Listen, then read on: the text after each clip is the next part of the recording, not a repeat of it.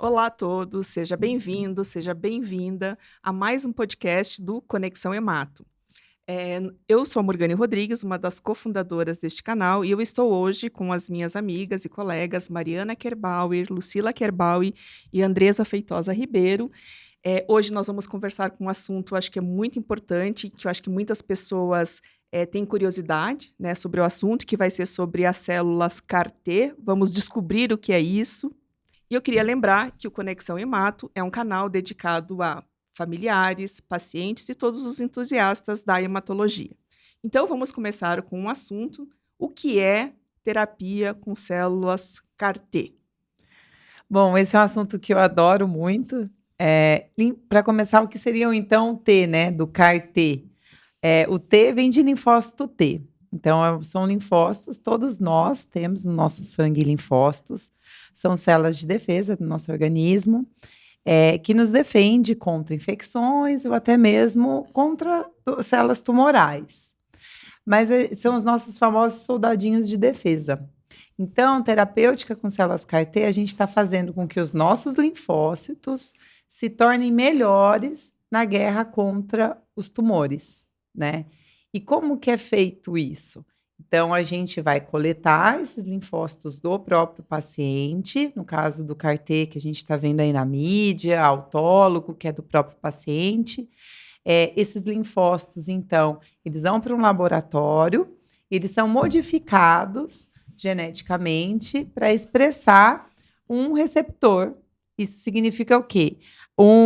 Algo que vai identificar adequadamente uma determinada marcação do tumor.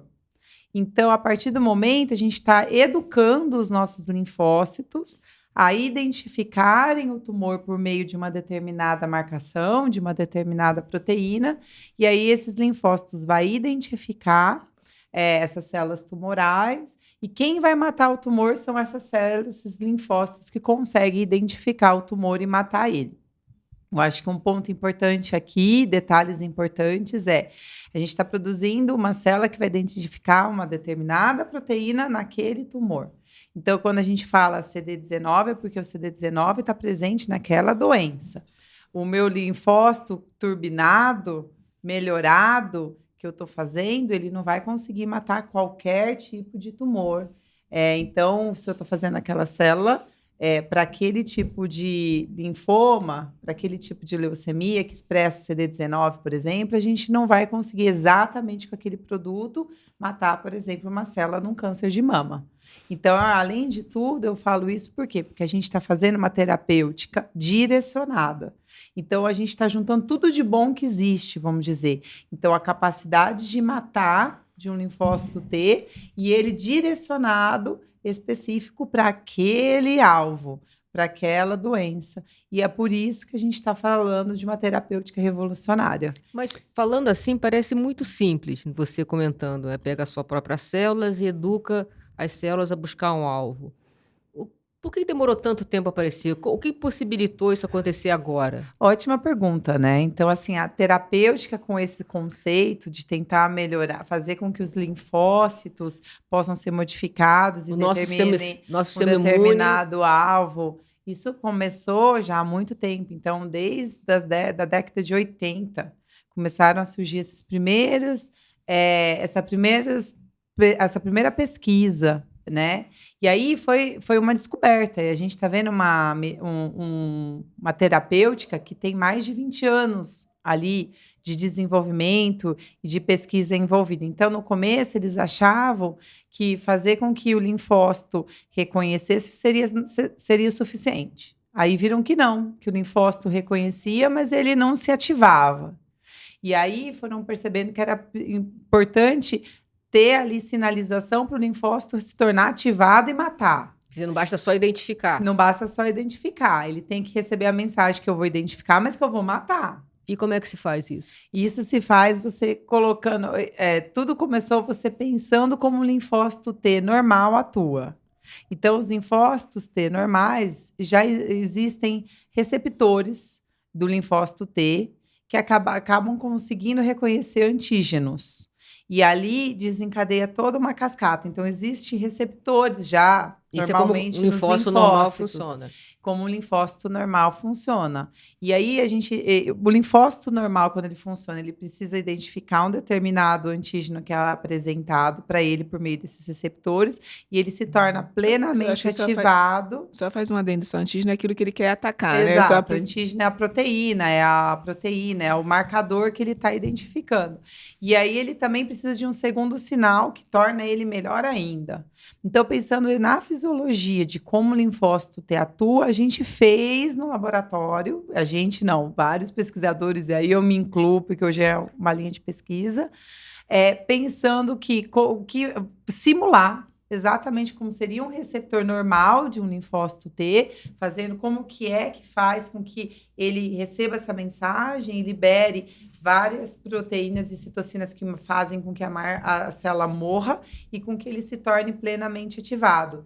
Então, isso tudo foi desenhado, e por isso do nome, quimérico, porque a gente fez um receptor que juntou várias partes de como o linfócito T normal atua, que reconheça essas proteínas ruins que estão presentes no tumor, por exemplo, né? Então, e essa pesquisa já de anos. Então, no começo percebiam que só se simulasse o receptor seria suficiente. Depois foi visto que é preciso dar mais informação para aquele linfócito, e hoje a gente tem esses produtos que, inclusive, podem ser comercializados, né? E quais são as indicações, assim, quais pacientes? Porque acho que não são todos que vão se beneficiar, né? Eu acho que isso é uma grande questão que aparece, né? Porque como é uma terapia muito revolucionária, né, a gente acha que talvez ela pegue todos os tipos de tumores, né? Até hoje, assim, né? O que a gente conseguiu? Quem que está tendo benefício com o tratamento? Então, acho que um pouco do que a Lucila falou, você tem que ter um receptor vinculado a um marcador presente na célula tumoral. Hoje, o que tem disponível, comerciais, eles têm ligados, buscando o CD19. Então, o CD19 é um marcador encontrado em células linfóide B. Então, você tem produtos comerciais para linfoma difuso de grandes células, linfomas foliculares, leucemia, no caso também, você tem para CD19, né, que você busca isso, leucemia linfoblástica aguda, alguns tipos outros de linfoma. Mas recentemente também foi conseguido fazer uma mudança desse linfócito contra um outro marcador presente no mieloma múltiplo. Então, basicamente, resumindo assim, você tem para linfomas, leucemia linfoblástica aguda e mieloma múltiplo. O marcador da mieloma múltiplo é um outro chamado BCMA. Então, é muito importante essa informação que a Lucila já frisou. Ele não serve para todas as coisas, porque é um desenho que você faz para que aquele linfócito reconheça um dado antígeno. Aqueles disponíveis são para esses dois.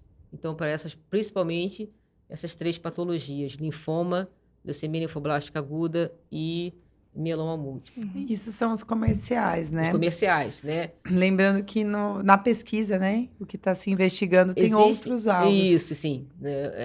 Esse que você pode, né, adquirir, ou que já estão, como a mesmo falou, aprovados. O que estão em pesquisa, que aí tem que ter uma liberação da Agência de Vigilância Sanitária, e existem já correndo no Albert Einstein, na USP de Ribeirão e USP de São Paulo, tem, né, outras possibilidades. Inclui, por exemplo, no Einstein, leucemia linfocítica crônica. Né? Uhum. Então, existe a possibilidade, mas aí são projetos que têm um número específico de pacientes e que ainda estão sendo validados, que são produtos que estão sendo feitos no Brasil. Isso é fundamental, e isso, em breve nós temos um outro tipo de projeto, que aí no caso vai ser multicêntrico, além da USP de Ribeirão, que é o da Fiocruz, que a gente vai tentar fazer um CAR-T-cell também acadêmico, mas também com um vetor feito no Brasil. E aí eu queria que a Lucila falasse sobre o vetor, porque isso é uma coisa importante no contexto da terapia com CAR-T-cell. O que exatamente é esse vetor, Lucila? É um nome que muita gente fala, né? Então, seria assim, o vetor lentiviral, retroviral, seria realmente um vírus que ele foi modificado no laboratório, então ele não vai causar doença, mas ele tem a capacidade de infectar o linfócito T, no caso, isso dentro de uma cultura de célula, numa cultura celular, e ele tem dentro dele o material genético que vai dar origem ao receptor que você quer. Então, olha que interessante, ele vai infectar o linfócito T e vai fazer com que aquela informação daquele material genético seja incorporado no material genético da célula, e a partir dali a célula passa a expressar aquele receptor. E então ele é feito assim, desenvolvido e tem que ser para grau clínico, né? E ele é muito importante nesse processo de tratamento para modificar células para tratamento com células CAR-T, mas também existem hoje outras técnicas que a gente pode modificar os linfócitos T que não depende de vetores virais, e sim de outras técnicas diferentes. Mas esses são em pesquisa, ou já existe? Em pesquisa. Agora, os que são comercializados, todos eles usam na manufatura vetores virais. Eu acho que um ponto que a Lucila falou que eu acho que é importante a gente destacar, que as pessoas entenderem que é uma terapia muito individual, tanto que vocês falaram para um tumor, mas também aos linfócitos do paciente. Então, é por isso que é uma terapia, ela é feita para uma pessoa só, né? Então, pega os linfócitos da pessoa, isso é manufaturado delicadamente, com vários processos. Explica como é que funciona, que eu acho que as pessoas têm curiosidade, né? De saber como é que é o processo. Exato, que eu acho que isso diferencia muito de muitos outros tratamentos que muitas outras pessoas fizeram. Que até hoje muitas pessoas fizeram uma quimioterapia que o médico prescreve, ela chega no hospital, né, pega uma veia e recebe aquela medicação. No CAR-T não, então ele vai ter que primeira etapa, depois bem indicado, como a doutora Andresa falou, as indicações, ele vai fazer um processo de pegar as células de defesa dele mesmo. Isso. E aí depois tem um tempo que isso vai para o laboratório e é produzido, que isso demora, depende da técnica, obviamente, mas vamos dizer aí pelo menos um mês. E aí o paciente fica em tratamentos esperando esse processo de produção, que é muito minucioso, como a Lucila falou. E aí, ficando pronto, eles avisam que está pronto, com toda a qualidade feita, isso volta, aí o paciente, sim, é internado, ele recebe uma quimioterapia, mas uma quimioterapia que não tem o objetivo de tratar o linfoma ou o mieloma, é uma terapia para o paciente poder receber aquele CAR-T, o CAR-T... Prepara o organismo dele preparar o organismo. Forma. Então, a quimioterapia não é tão pesada, que é para preparar o organismo, e aí isso é infundido de volta por uma veia de novo, e aí, quando infundido, ele vai ter, como ele procura um alvo, ele vai procurar o alvo da doença, né? Por exemplo, o alvo do linfoma. E aí ele chega no linfoma e começa a atacar com todo o mecanismo que a Lucila falou de um linfócito T.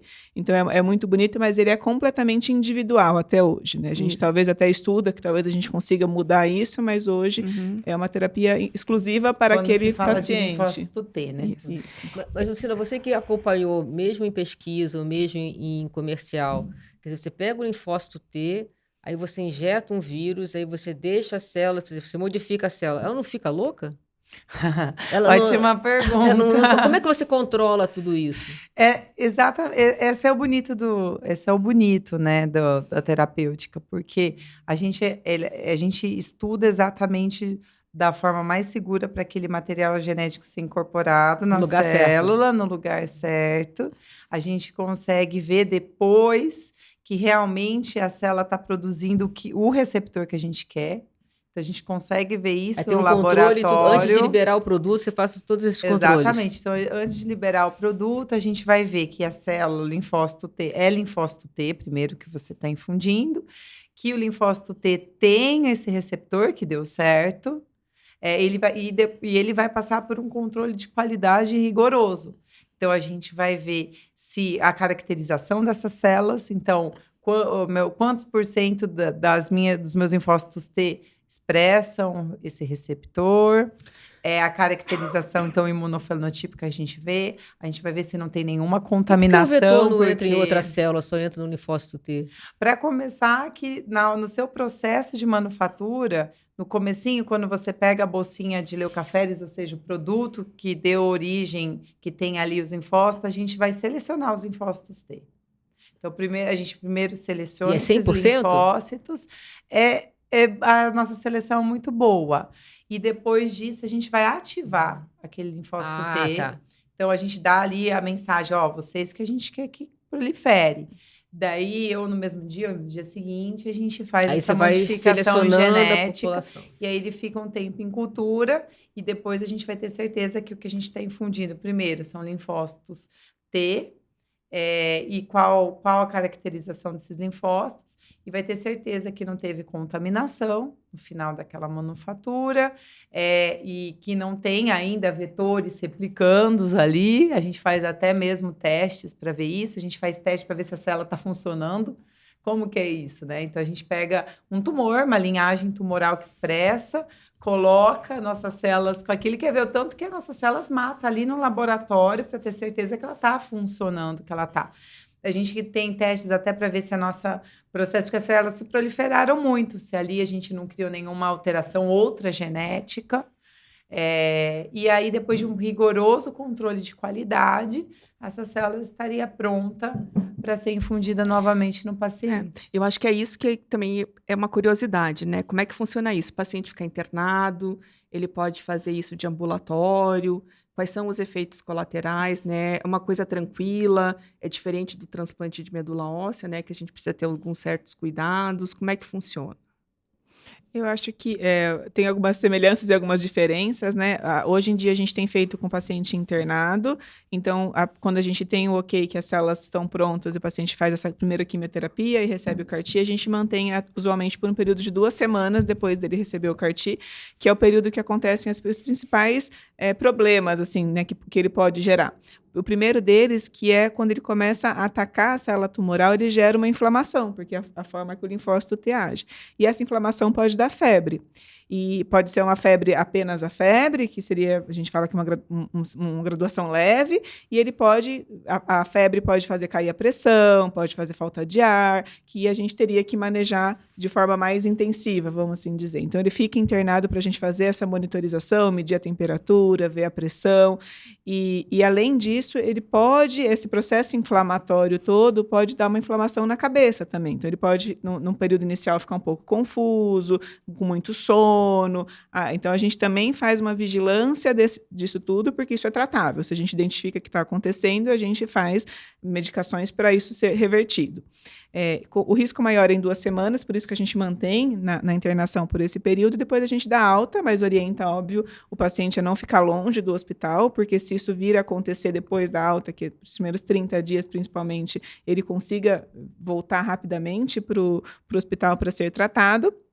E depois ele segue, né, em acompanhamento ou com o médico que já acompanhava. Se for de outra cidade, ele pode voltar para a sua cidade, mas a gente tem um acompanhamento a longo prazo também. Mas a semelhança que eu acho do transplante é essa história dele internar e ficar por um período internado. Mas a grande diferença é que no transplante, quem está agindo muitas vezes é a quimioterapia, no caso do transplante autólogo, por exemplo. Aqui no CAR-T, não. Quem está agindo é o produto que foi infundido, que foi modificado para poder atuar dessa forma. E aí é interessante, só completando que no transplante, quando a gente tem, né, o paciente fica muito imunossuprimido, os neutrófilos caem, plaquetas caem, e aí quando começa os neutrófilos subir, existe a pega da medula nova, né, que foi infundida. Isso confunde um pouco os pacientes, né? No CAR-T não existe uma pega, né? No CAR-T, você está infundindo os linfócitos, pode até acontecer de cair realmente os neutrófilos, porque você deu aquela quimioterapia ali no comecinho, isso eu digo no comecinho, né?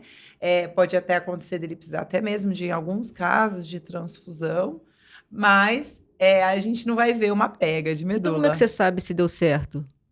Ótima pergunta. A gente vai saber depois, mais para frente, quando a gente fizer os exames de acompanhamento.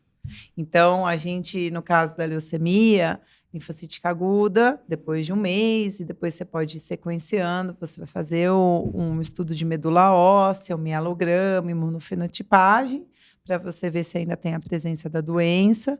No caso de linfoma difuso de grandes células B, por exemplo, e vai fazer o PET, como foi no tratamento anterior dele, né? E aí a gente faz o PET, se precisa até tomografias complementares, e aí a gente consegue mensurar exatamente a resposta com que o paciente ficou, que o paciente teve pós o tratamento. E aí, hoje, dentro do nosso estudo clínico, por exemplo, né, a gente tem um estudo clínico lá na nossa instituição que a gente faz uso das células CAR-T, a gente consegue também até ver a persistência dessas células no organismo do paciente, e a gente até vai ver se essa persistência, quanto mais tempo essa célula está presente no organismo, possa ter alguma correspondência até mesmo com a resposta.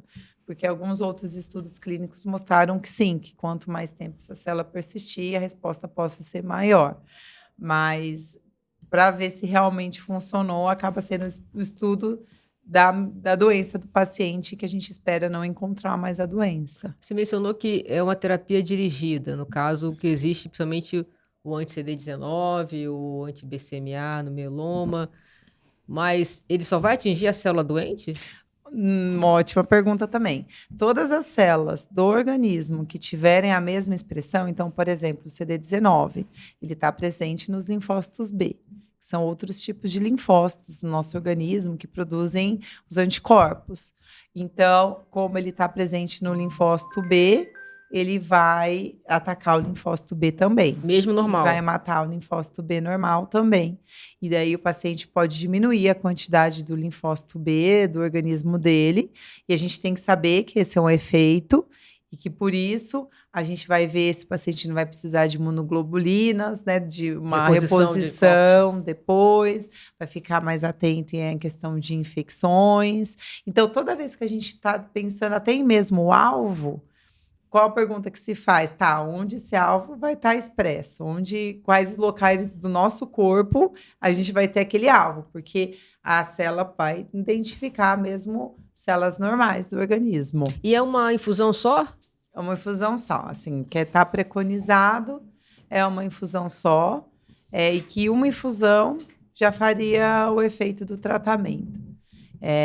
Tem até outras pesquisas perguntando se mais de uma infusão vale a pena, mas hoje o que a gente tem é uma infusão só. Ok. E depois, assim, a gente precisa ter alguns cuidados depois do paciente teve alta, estava de ambulatório, porque no transplante a gente tem uma série de cuidados, né? Sim. Então, no CAR, a gente também precisa, né, ter alguns cuidados. Alguns pacientes podem ficar, né, com as taxas mais baixas, né, que a gente fala do sangue. Então, a gente precisa estar alerta para riscos de infecção, né? Exatamente. Infecções virais. Se são pacientes que provavelmente vão precisar também revacinar, né, dependendo dos casos, né, e que a gente precisa ter todos esses cuidados. E, Lucilas, falando um pouco diferente, mas também ainda na terapia celular, e até que vai ter um projeto, né, sobre o que são as células NK, né? Que não é de Nassif Kerbawi, né? Porque muita gente acha, né? Nossa, ela pôs o nome dela na célula. Não, imagina, né? NK, Natural Killer. Que são outras células, outro soldadinho de defesa que todo mundo tem no nosso organismo. Como o nome fala, né? São células matadoras, né? São células que trabalham de forma diferente dos linfócitos T. Então, elas não precisam terem aqueles receptores específicos para reconhecer moléculas e proteínas do tumor. Ela tem vários marcadores nela que conseguem identificar células estranhas ou identificar o que é normal do nosso organismo também. E essas células têm uma vantagem, a gente viu ao longo do tempo que elas não causam essa doença do enxerto contra hospedeiro que o linfócito T que a Mariana falou. Por isso que pode causar. Então, por isso que no caso do CAR-T, se não é modificado de outras formas, vai ter que ser do próprio paciente, porque o linfócito, se for de outra pessoa, pode identificar o organismo como estranho e atacar o organismo. As células NK não fazem isso. E elas são seguras, já se mostrou ser segura. Então, hoje tem se pensado muito em terapia usando essas células de defesa, que já têm a capacidade de identificar células estranhas e matar, como uma forma de tratamento. Ampliando os tipos de doença que também a gente pode tratar. né? Exatamente. Então, no caso das células NK, já existem vários estudos, inclusive já teve estudo aqui no Brasil em que se usou células NK, que foram que cresceram no laboratório para você ter um número maior, que ficaram melhores no laboratório para tratamento, por exemplo, de leucemia mieloide aguda e de outros tipos de tumor. E aí uma pergunta que se veio é, será que a gente não pode usar essa célula turbinada, que já é boa, talvez no reconhecimento de tumores, e melhorar elas ainda mais e fazer com que elas expressem o CAR? E se tornem ainda mais específicas para uma determinada doença, uma determinada proteína do tumor. E dali que surgiu também hoje uma linha de pesquisa mais recente, que seriam então as células CAR e NK. Que daí, no caso, você está fazendo o receptor CAR expresso em NK e não linfócito T. Então, as células natural killer, sozinha, ela não tem um alvo específico. Quando tem... Exatamente. Ela pode ser usada na leucemia mieloide, por exemplo. Exatamente. Agora, quando você quer mudar, você tem que de novo fazer aquele endereço. Exatamente. Aí, se você quer fazer ela específica, melhorar a especificidade dela contra um determinado antígeno, né, ou proteína do tumor, aí você vai fazer com que ela passe por um processo semelhante de modificação genética com que é feito para as células CAR-T, você faz isso agora nas células NK, e aí dali você teria então um produto que, qual seria uma possível vantagem? Como a célula NK não causa doença do enxerto contra hospedeiro, aí com uma célula NK você poderia tratar mais de um paciente. Você fala comparando CAR-NK com CAR-T. Exatamente. Porque CAR, comparado com a célula normal, tem o problema de toda a manufatura, do custo, do vetor, do tempo. Exatamente. Agora, pense, se todo o custo que você tem para produzir uma célula CAR-T, que é específica para um paciente, você continua tendo aquele mesmo custo, porque vai ter que ser no laboratório, é uma técnica especializada, é uma técnica cara, mas aquele custo você vai estar dividindo para o tratamento entre vários pacientes, porque não vai ser específico para um paciente, no caso. Perfeito. Entendi. E eu acho que uma outra pergunta que eu acho que vale a pena conversar um pouquinho, porque muitas pessoas que têm tumores diferentes dos tumores hematológicos, né, elas também estão curiosas por esse tipo de terapia, né, que a gente fala que são os tumores sólidos, né? Então, acho que isso é importante a gente comentar um pouquinho, né? Se funciona, se tem alguma coisa já em estudo, né? E como que isso se dá, né? Se você pudesse falar um pouquinho. Ótima pergunta, né? Quando a gente está falando de tumor sólido, no caso, o tumor sólido tem alguns desafios a mais do que alguns tumores hematológicos. Então, muitos dos marcadores... Só esclarece o que é tumor sólido, que é câncer de mama, câncer de... Tumor sólido, assim, seriam, então, câncer de mama, câncer de intestino, até mesmo, né, sistema nervoso, tumor na cabeça, sistema nervoso central, exato. Tudo que não é leucemia, linfoma, mieloma, que seriam os mais líquidos que a gente brinca, né, e tem até nessa conotação, seriam os tumores sólidos. Então, quando a gente está falando, por exemplo, qual que é um grande desafio quando você está tentando achar uma terapêutica para câncer de mama, para câncer de intestino e tudo mais? Que muitos dos marcadores que estão presentes no tumor estão presentes em células normais do organismo. Então, isso acaba sendo um desafio. Tem um alvo específico. O alvo, é difícil você encontrar um alvo muito específico para o tumor. Exato. Os tumores têm expressões muito variadas de pessoa para pessoa. Então, por exemplo, quando a gente está falando de leucemia linfóide aguda, a gente vê alta expressão do CD19. Isso não varia muito de uma leucemia de um paciente para o outro paciente, para outro paciente. Da mesma forma, no mieloma, quando você está falando do BCMA, a expressão de BCMA é muito elevada e não varia muito de paciente para paciente. Já as expressões presentes nos tumores sólidos podem variar, ter uma variação maior de um paciente para um paciente. E outra dificuldade que se tem seria essa célula, se nossa célula de defesa ir lá no tumor e infiltrar ali o tumor. Isso é mais uma dificuldade que possa existir. Então, no caso do tumor sólido, existem mais desafios.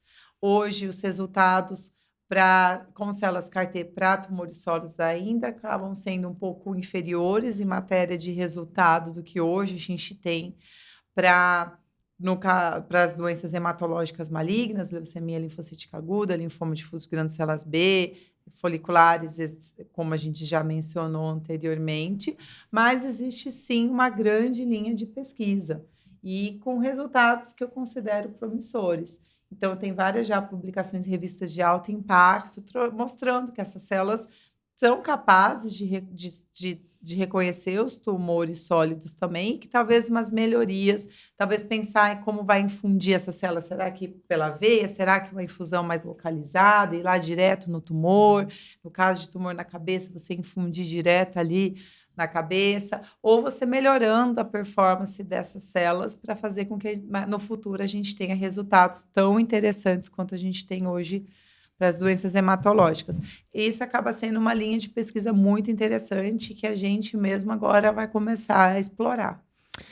Bom, eu acho que a gente está chegando ao final, né, desse nosso episódio de hoje.